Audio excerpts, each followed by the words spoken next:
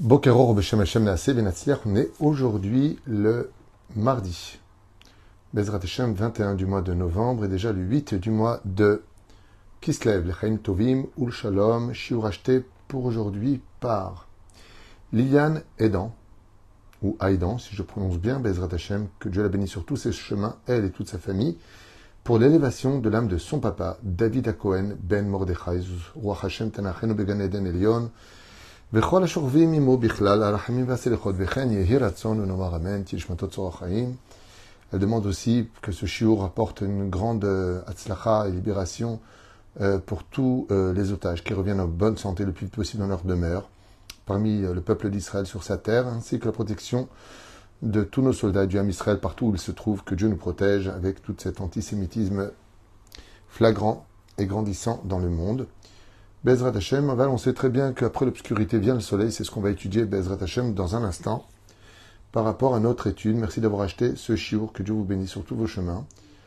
Oufren, j'aimerais avec votre permission, vous demander si vous pouvez prier pour Tal Germaine Bat Mandisara, qui a besoin de nos prières aussi, Bezrat Hashem. Chaque jour, c'est une enfant de 5-6 ans, qui est dans une situation pas simple et qui a besoin de Rachmé Shamaim, donc Tal Germaine Bat Mandi Sarah, Achlama Mira, avec bien sûr la liste de tous les malades d'Israël, les Ilunishmat Kol Mete Israël, et on commence tout de suite notre étude. Bezrat Hashem Yitbarach, puisqu'on aura encore un cours après si Dieu veut. Comme vous le savez, dans cette paracha de Vayetse, donc c'est vrai que les cours sont tous pratiquement axés sur les parachutes parce que c'est un délice, c'est un énorme monde de moussard, de moralité. Et puis aujourd'hui, je pense que dans la situation dans laquelle nous sommes, nous avons particulièrement besoin d'avoir le moral, d'être remonté, de tenir, Bezrat Hashem. Encore 2 soldats qui malheureusement sont partis ce matin. Il y a des situations qui ne sont pas simples, beaucoup de gens perdent leur travail. Ce n'est pas qu'une guerre sur le front, ce n'est pas qu'une guerre sur le renouvellement de l'identité d'Israël sur sa terre, c'est aussi une guerre des familles. Il y a encore des gens qui divorcent, des gens qui sont malades, des gens qui tombent dans le désarroi, des gens qui sont en dépression. C'est pas évident de tenir face à autant de pression, qu'elles soient économiques, familiales, sociales, éducatives et autres. C'est pas évident. Donc j'essaie d'axer mes shiurim avec l'aide d'Hachem pour justement être un soutien moral, mental et en même temps, Bezrat Hashem, spirituel, puisque je fais toujours en sorte que mes enseignements, que la Torah que je vous transmets plus exactement, soit aussi un mérite de l'étude de la Torah, puisque nous prenons toutes nos références de la Torah elle-même. Je voudrais aussi en profiter pour remercier Jordan pour hier à Natania, où Bliainra, la synagogue était pleine. Namarou, il y avait du monde. Bezrat Nashim, on a fait un shiur de 2 heures, et il aurait pu durer à mon avis 3 heures, parce que l'ambiance était vraiment très sympathique. Donc merci à la communauté de Natania où on était hier soir. Dans cette paracha, on sait que Yaakov sort. Veitse Yaakov vers Shava ve'el Harana, il sort sur la demande de sa mère pour fuir son frère Esav qui veut le mettre à mort. Et puis Yaakov sort aussi pour aller trouver une femme sur la demande de son père. Voilà. Puis il sort. Mais ce que constate le Zera Shimshon, puisque nous avons étudié l'enseignement du Zera Shimshon sur ce verset-là, c'est que Yaakov sort quand même blindé. Ça veut dire quoi, il sort blindé? Il sort avec le droit d'aînesse qu'il a vendu, qui a été acheté pour un plat de lentilles, une épée, celle de Mathusalem, une bourse d'argent et d'autres choses que nous dit le Midrash. Donc il sort quand même avec la Bechora. Vous savez qu'un Bechor, il a une double part. Ok. Il sort quand même avec des promesses de Dieu. Il sort surtout avec la bénédiction de Yitzhak Avinu. Donc quand on voit comment il sort avec tellement d'assurance que rien ne peut lui arriver. Santé, pas du tout. Problème d'argent, pas du tout. Problème de... rien. Et pourtant, la Torah nous dit « Bemakli avarti et Yarden azé ». La seule chose que prend Yaakov avec nous, Bassof, c'est qu'il est passé juste avec son bâton. Bamakel azé. C'est où Bemakli. Il a tout perdu. Il n'a même pas d'habits quelque part. Il a fallu qu'il y fasse dépouille de ses habits pour qu'un cavalier qui surgit de la nuit tombe, meurt devant lui pour qu'il puisse prendre ses habits. Rien de toutes ces bénédictions ne se sont réalisées. Rien. Rien de ce qui a été promis à Yaakov ne s'est réalisé. Beaucoup de Parshanim, de commentateurs, disent pourquoi. Parce que Yaakov les a projetés pour nous, pour la fin des temps. Voilà ce qu'a voulu Akadosh Baruch Hu faire, c'est de donner à Yaakov, et Yaakov il a dit, moi je veux rien. Parce qu'il va arriver un moment dans l'histoire où, dans une obscurité on ne peut plus épaisse, plus que toutes les autres générations, les enfants d'Israël auront besoin de ces bénédictions. Si je les prends maintenant, je vais les épuiser. Donc je les projetterai. Je vais les projeter vers l'avenir et je n'en veux pas. Je vais souffrir ce que j'ai à souffrir, surmonter ce que j'ai à surmonter, car j'ai assez de foi pour le faire. Mais à la fin des temps, Israël aura besoin de toutes ces bénédictions. Donc je les laisse. C'est un des commentateurs. Quoi qu'il advienne, juste en sortant, il fait un rêve. Et vous savez que le rêve est un 60e de prophétie. Et qu'est-ce qu'il fait dans ce rêve? Il voit une Soulam ou Tzabarta, il voit une échelle qui monte très haut et des anges qui, Olim Yordimbo, montent et redescendent de là-bas. Nous avons fait beaucoup de cours sur cette fameuse échelle. Qu'est-ce qu'elle représente? Le Arsinaï, Soulam. C'est la même Gematria. On a expliqué qu'on parle ici des 4 galouillottes, les anges qu'il a vu monter et descendre, et le dernier qui l'a beaucoup inquiété. Mais l'échelle dont on parle représente aussi la prière. Yaakov fait un rêve et on nous parle de ce rêve de façon assez allusionnée, même si c'est plutôt clair, mais beaucoup de choses sont codées et cachées à l'intérieur. Le Zera Shimshon nous dit que quand il s'est réveillé, il a crié quelque chose qui demande réflexion. Et il dit « Manora makomazé, enzeki im bet elokim ». Ça veut rien dire cette phrase. Il dit « Manora makomazé ». Combien il est terrible cet endroit-là. Enze, ce n'est pas cet endroit, qui im bet elokim, si ce n'est que la maison de Dieu. Ici, il y a deux mots qui ne vont pas. Ou alors, qui vont, mais alors qui demandent beaucoup d'explications, que le Zera Shimshon va nous fournir. Quand tu dis le mot Nora, terrible, ben c'est péjoratif. Qu'est-ce qu'on aurait pu lire à la place de Nora? Makadosh Shamakomazé. Combien cet endroit, il est saint. Pourquoi tu m'utilises le mot Nora? Terrible. Pourquoi? Quel rapport? Qu'est-ce que tu as vu de si terrible pour dire une chose pareille? C'est que Yaakov Avinu n'a pas vu apparemment que l'échelle avec des anges qui montaient et qui descendaient, avec leurs explications, les anges d'Eretzraël qui montent, les anges de Galout qui redescendent, les 4 galouillottes, tout ce qu'on a expliqué. Mais il ne dit pas le mot Kadosh. Il dit le mot Nora. Sur ce, non pas le Zera Shimshon, mais Rabbi Shimshon, mais Astropoli, lui dit que le mot Nora, c'est les lettres du mot Aaron, Aaron Abrit, l'arche d'alliance. Car là où il s'est installé pour dormir, c'est exactement le lieu dans lequel se trouvait le Kodesh à Kodashim, l'alliance. Et là, par contre, on a vu que si le Kohen Gadol rentrait le jour de Kippour et qu'il n'avait qu'une seule petite faute sur lui, pensée, parole ou action, il mourrait. Manora Makomazé, comment j'ai pu dormir sur cet endroit-là? Comment on peut dormir? Parce que le Kohen Gadol, le jour de Kippour, ne fermait pas les yeux une seule seconde. Il devait prier les 25 heures de Kippour. Donc, Manora Makomazé, comment moi j'ai pu dormir? Parce que cet endroit est Nora. La moindre faute te condamne à mourir. C'est l'explication que nous donne Rabbi Shimshon Astropoli. Sur ce, nous allons approfondir un enseignement magnifique du Zera Shimshon qui aboutira à ce que l'on vit aujourd'hui. Qui nous dit comme ça qu'en réalité, à travers ce rêve de l'échelle de Yaakov Avinu, il a vu tout simplement la destruction des 2 temples. Et donc, maintenant, on comprend pourquoi le mot Nora. Manora, waouh! Qu'est-ce qui va se passer, là-t-il, là-bas, dans ce même lieu où je suis, vont être construits par premier temple, Shlomo Améler, deuxième temple, Ezra Sofer. Le temple va être reconstruit, mais il va être détruit. Et ça, c'est Nora. Ça, c'est quelque chose de terrible, parce que ça aurait pu être évité. Les 2 temples, on aurait pu éviter de les détruire. Ils seraient devenus à la limite l'étui du 3e temple, mais ils ont été détruits. Et donc, Abraham, comme vous le savez, va créer la prière de Shacharit. Plutôt, pas créer, instaurer.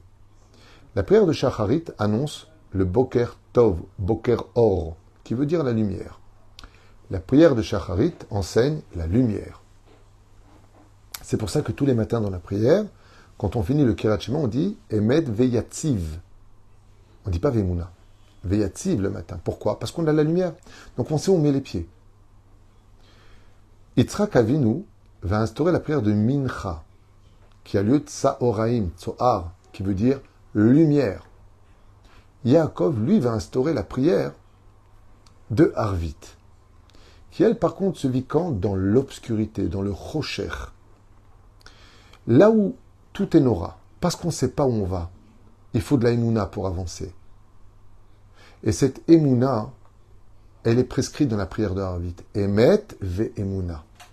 Nous avons besoin d'Emouna le soir parce que nous sommes plongés dans l'obscurité. Et Yaakov, à ce moment-là, Gabamakom, venait d'instaurer pour le peuple d'Israël la prière de Harvit, qui veut du mot Erev, la nuit. Quand tu plonges dans la nuit, tu ne sais pas où tu mets les pieds. Et ça peut te coûter cher de te heurter à des obstacles que tu n'as pas vus. Et ça, c'est Nora. Et c'est ce que dit Yaakov, Ma'anora Makomazé. Comme nous le disons dans les 3 Amidot, Akel, Agadol, Ve'anora. Akel, c'est Dieu, c'est Abraham qui l'a dit. Agadol, c'est Yitzhak qui l'a dit. Ve'anora, c'est Yaakov qui l'a dit. Ainsi donc, Yaakov est relié au mot Nora, terrible. Et c'est pour ça que sa vie va être terrible. D'épreuve en épreuve. Manora, Hamakom Azé. Il y a ceux qui rencontrent Dieu dans la lumière, et il y a ceux qui rencontrent Dieu dans l'obscurité de la vie. Et dans tous les cas, les 3 prières sont valables. Oufren, qu'est-ce que ça veut dire quand on nous dit Enze? Vous vous rappelez ce qu'on a dit?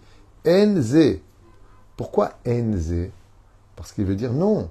C'est ce Beth Amikdash d'Avraham et de Yitzhak, eux, ils vont être détruits. Enze. Vous avez compris ce que ça veut dire Enze? Il n'y a pas. On avait vu que dans la phrase que dit Yaakov en haut, il y a quelque chose de bizarre. Manora makomazé, enze ki'im. Tu aurais dû dire Manora makomazé, ki'im bet Elokim. Car c'est la maison de Dieu. Pourquoi tu dis ki enze? Le Zera Shimshon, il dit que Yaakov, il a vu en rêve que les 2 temples allaient être détruits, le peuple d'Israël décimé, massacré, violé, brûlé. L'histoire se répète. On dérange. L'histoire se répète. Et nous plonger dans l'obscurité. Oufren, comme il le rapporte ici, pourquoi est-ce qu'il a eu peur? Parce que ce Beth Amikdash a été détruit par les fautes des enfants d'Israël. Parce qu'on n'a pas respecté la Torah et les mitzvot. Pour le premier temple, idolâtrie, meurtre, inceste, malheureusement. Emporté par ce Yetzer Hara, Dieu a ce libre arbitre très développé que les Juifs ont en eux. S'il n'est pas canalisé dans la bonne direction, il peut nous emmener vers notre perte. S'il est canalisé dans la bonne direction et notre identité sans doute, sans obscurité, nous sommes respectés des autres. Ce sont nos doutes qui donnent de la force aux autres. Ce sont nos péchés qui nous plongent dans l'obscurité de ne pas voir les dangers qui arrivent devant nous, comme on l'a vécu le 7 du mois d'octobre. Il y a des décrets divins, on ne rentre pas dedans. Mais écoutez bien la suite. Tout sera détruit. Aval, bet Elokim, comme il est dit dans la suite du verset, qui im bet Elokim. Viendra un moment où la justice de Dieu descendra dans le monde, explique le Zera Shimshon. Et ce temple numéro 3 sera construit par Dieu lui-même.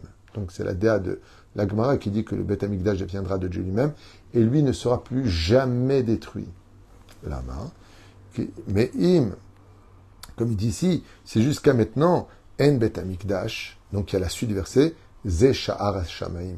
Car ici se trouve, il n'y a pas de désespoir. Il n'y a pas de Beth Amikdash jusqu'à aujourd'hui, de l'Zera Shimshon. Ça fait 2000 ans, chers amis, qu'il n'y a pas de Beth Amikdash. Mais il y a une chose, c'est que la Shrina n'a jamais bougé du côté la Maharavi. Toutes les prières que nous faisons d'une synagogue dans n'importe quel pays montent jusqu'à là-bas, Jérusalem, au Beth Amikdash, là où on ne le voit pas. Mais la Shekhinah s'y trouve et elle ne le quitte jamais cet endroit. Donc il dit ici, Zera Shimshon, jusqu'à maintenant, En Bet Amikdash, oui, Aval Ze Sha'ar HaShamayim. Là-bas se trouve encore la porte des cieux, par laquelle la Shekhinah permet à nos prières de monter jusqu'à elle. Pourquoi? Parce qu'on dit que même si toutes les portes ont été fermées, celles des larmes n'ont pas été fermées. Celles des prières qui sortent d'un cœur, qui vit dans l'obscurité, elle monte toujours vers Akadosh Baruch Hu. Et c'est au moment du Chocher. Ce sera justement. Le Zera Shimshon écrit donc, c'est justement au moment du Chocher, qui est appelé Nora, que viendra le troisième temple.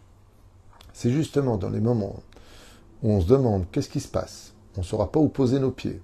On sera détesté de partout, plongé dans l'obscurité, la critique, l'antisémitisme, au point de ne plus savoir si on doit montrer qu'on est juif ou cacher qu'on est juif. Dans la peur, Nora, terrible. La situation est terrible pour les enfants d'Israël. Il dit, c'est ce qu'a dit Yaakov. Man Nora makomazé. Mais comment ça finit? Kimbet Elohim. Viendra le moment où Dieu va faire descendre la lumière dans l'obscurité et réinsérer l'unité et l'identité du peuple dans son judaïsme et sur sa terre. Et c'est vrai que si aujourd'hui il y avait le Beth Amikdash, qui était à sa place, descendu du ciel, aux yeux de tous, personne ne pourrait plus rien dire. Il s'agirait d'un événement surnaturel, miraculeux, mais qui viendrait tamponner la véracité de notre Torah, de notre Dieu, de notre existence. Et étant donné que Dieu serait parmi nous, comme ce fut le cas à l'époque du premier et deuxième temple, tant qu'on était resté fidèle à la Torah et les mitzvot, que les nations du monde venaient aussi apporter leurs korbanot à Sukkot. Et c'est pour cela que la Géoula est reliée à Sukkot, puisque les 70 nations apportaient chacun leur korban, pour que de l'autre côté, cette obscurité n'existe que pour qu'on allume la lumière. Car comme vous le savez tous, quand vous rentrez dans une chambre, à quel moment vous allumez la lumière? Quand il fait nuit. Ainsi donc, qu'on n'ait absolument rien à craindre de cette obscurité. Qu'on n'ait rien à craindre de ce qui se passe autour de nous. Parce que si l'obscurité est si profonde, c'est parce que la lumière est sur le point de s'allumer. Ou à l'échelle individuelle, ou à l'échelle nationale, ou à l'échelle mondiale, ou voire même universelle, avec la Géoula finale. Et ça, c'est ce que nous enseigne ici le Zera Shimshon. Car quand on a un renouvellement de la vie, on renouvelle la vie. Il faut d'abord la tuer, cette vie. Quand on voit qu'on a l'impression qu'on est arrivé à la fin d'une histoire, à la fin de notre existence, où tout le monde est contre nous, c'est parce que Dieu veut nous renouveler. Vous savez quel est le chiffre qui correspond au renouvellement de la vie? C'est le chiffre 40. C'est pour ça que, afin de voir le premier battement, la première forme d'une ovule, on attend les 40 jours. Et cette situation du mot 40, on la retrouve aussi dans une des ségoulottes les plus extraordinaires pour que Béhémet, ta prière ne soit jamais, jamais refoulée. C'est celui qui va prier 40 jours d'affilée sans aucune interruption au kotel. Pour se marier, pour trouver la santé, pour avoir un enfant, pour une parnassa, pour ce qu'il veut. 40 jours au kotel. Une fois, un homme malheureusement défiguré arrive devant le rabbi de Lubavitch, Zecher Tzadik Vekadosh Livracha, Sruto Yigan al Kol Am Israël. Un homme qui a un visage un peu éléphant man. Et il dit au rabbi tant bien que mal, moi aussi je suis un juif et j'aimerais me marier. Le rabbi le regarde avec amour et il lui dit, pourquoi tu viens me voir moi? N'est-ce pas Dieu qui marie les couples? Va en Israël et prie au kotel 40 jours d'affilée et demande à Akadosh Baruch Hu de t'apporter une femme digne de ta neshama. Cet homme prend un billet d'avion et vient à Jérusalem. Et pendant 40 jours, donc je ne sais pas où c'est installé, peut-être chez un ami, peut-être à l'hôtel, je ne connais pas ses moyens, mais en tout cas, il raconte sur une scène. Parmi les gens, j'y étais. J'étais présent. Et je vois cet homme apparaître sur l'estrade. Un homme au visage, on ne peut plus déformer. Et au micro, il s'exprime et il raconte cette histoire. Que le rabbi lui a dit, va prier 40 jours, car Dieu est toujours au-dessus du kotel. Et après le 40e jour, il a prié à Kadosh Baruch Hu, où il a fait un shidur. Alors, chers amis, vous me croyez pas, ça ne m'intéresse même pas à la limite. Je n'ai rien à gagner dans ce que je vous raconte. Je ne vous raconte pas ce qu'on m'a raconté, je vous raconte ce que j'ai vu de mes propres yeux. Et cet homme dit comme ça, je tiens à remercier le ciel à vous présenter mon fils et mon épouse. Et là arrive une femme, je sais pas d'où elle sort, une femme d'une grande beauté. Elle vient avec un fils, je crois qu'il avait 9 ans, leur enfant, qui passe sur la tête, petite péote. Waouh! Waouh de chez waouh. Et il dit, ça a été le chidour qui m'a été proposé. Quand j'ai vu venir cette femme, qui est tellement belle, j'ai eu honte d'exister. Et il lui a dit, tu sais pourquoi tu as honte? Parce que tu vois en toi du rocher. Moi, je suis en train de voir l'âme de feu qui est en toi. Je vois ton humilité. Je vois que tu étudies la Torah. Je vois que tu crains le ciel. Alors j'accepte d'être ta femme. Ça a été un des mariages les plus choquants de l'histoire. Tout le monde a dansé. Et pour rien au monde, elle dit au micro, je quitterai cet homme. Parce qu'à travers l'obscurité de son visage se cache une lumière qui mérite tous les amours du monde. Ainsi nous dit Akadosh Baruch Hu. Même si d'extérieur, on paraît des fois pas très joli dans notre façon de nous comporter les uns vis-à-vis des autres, qu'on paraît déformé par rapport à l'image parfaite qui anime notre Neshama. La Shekhinah, l'image de cette grande femme, qui n'a vu que l'intériorité, a été capable de réaviver la lumière dans l'extériorité de leur union. Cet enfant qui brillait de par lui-même. Et c'est exactement ce qu'engendrera notre situation avec la Shekhinah à la fin des temps, parce que Dieu ne nous a jamais abandonnés et ne nous abandonnera jamais. Quand Dieu nous dit « je détournerai ma face de vous » et qu'il se tourne en nous donnant le dos qui vient rôle, c'est parce qu'il regarde dans le miroir où est-ce que nous, on en est. Dieu reflète notre regard. Tu le recherches, il te regarde. Tu veux l'ignorer, il te donne le dos. À la différence, c'est que lui t'observe à travers un miroir pour voir où est-ce que tu es. Pour qu'au moindre problème ou à la moindre chute, il soit toujours là pour te relever. Am Israël se relèvera de toutes ces épreuves et qu'on n'oublie jamais que plus le monde deviendra obscur et plus notre sourire réavivera notre émouna qui allumera la lumière du monde. Shuot Venechamot pour ce premier shiur que je voulais partager avec vous du Zera Shimshon. Et donc cette ségoula de 40 jours au Kotel. Il y en a qui disent qu'on peut même faire ces 40 jours-là dans une Beth Knesset, régulièrement à la même heure, la même prière, 40 jours d'affilée, puisque toutes les prières de toutes les synagogues vont dans la direction de Jérusalem pour être accomplies. Et vous savez pourquoi c'était important d'entendre ce cours? Parce que, à la même époque que Rabbi Nachman, notre maître le Zera Shimshon dit « Il n'y a aucun désespoir dans ce monde ». Si tu dis « Mais il fait trop sombre », ben allume la lumière.